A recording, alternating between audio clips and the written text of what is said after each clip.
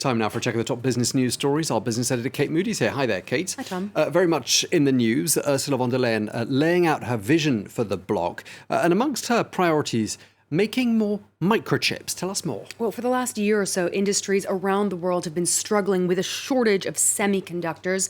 At the moment, those tiny chips are almost all produced in Asia. But the EU is hoping to step up its own chip capabilities, boosting research, design, and production. Ellen Gainsford reports. They're essential components of many of the electrical devices we rely on. Now, the EU plans to accelerate its production of semiconductors. The aim is to jointly create a state-of-the-art European chip ecosystem, including production, that ensures our security of supply and will develop new markets for groundbreaking European tech. The French presidency. Under the new European Chips Act, EU countries plan to dedicate €160 billion to boosting the sector. That's around 20% of the bloc's €800 billion COVID recovery fund.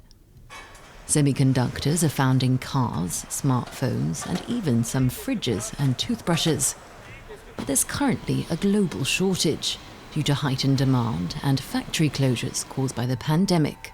A shortfall that's caused delays for businesses and consumers, and is also seen as a security issue by world leaders. Taiwan is the main global producer of chips, with 63% of market share, while South Korea has 18% and China 6%. The US has already announced plans to up its production of the components to lessen its reliance on supply chains from Asia, while the EU wants to produce 20% of the world's microchips by the end of the decade. Let's check in on the day's trading action now. The major European indices closed lower. Losses of nearly 1% for the CAC 40 in Paris, about two-thirds in Frankfurt. Stocks in London ended slightly below the flat line there, as data showed UK inflation had jumped to a 9-year high in August. Consumer prices rose 3.2% compared to a year earlier. Wall Street has rallied from a more muted start to its trading session. Investors already looking ahead to next week's meeting of the US Federal Reserve to see if the central bank will be adjusting its monetary policy in response to the highest levels of inflation in over a decade.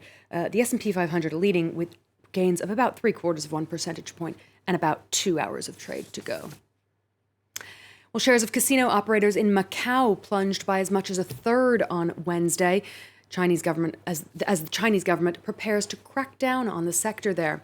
The proposals would see government officials having more oversight of casinos and imposing limits on operating licenses. 45 days of public consultation have been launched now. Macau is the only jurisdiction in China where gambling is legal, and it's the world's biggest gaming hub. The prospect of tighter restrictions wiped around $18 billion off the casino's market value. Shares of Chinese property firm Evergrande fell for a third day in a row to their lowest level since 2014. Protests against the firm's management have spread to more Chinese cities and on social media. Evergrande is scrambling to raise money to avoid defaulting on some $300 billion worth of debt. The Chinese government said on Wednesday it was monitoring the real estate industry, and analysts say officials could step in to rescue Evergrande if needed. There are lots of people who have bought homes who have put down deposits on homes who are now quite nervous. And if that looks like it's going to create social instability, that creates a fairly strong incentive for Beijing to step in and do something. Facebook is facing a U.S. Senate probe following revelations that the tech giant was aware that Instagram could cause harm to younger users. It was prompted by an investigation in the Wall Street Journal, which found that the company knew its video and photo sharing site was especially damaging to some teenage girls. Facebook's internal research, which was carried out over 3 years, concluded that Instagram made body image issues worse and increased anxiety and depression. Lawmakers say they'll use every resource available to investigate what Facebook knew and when.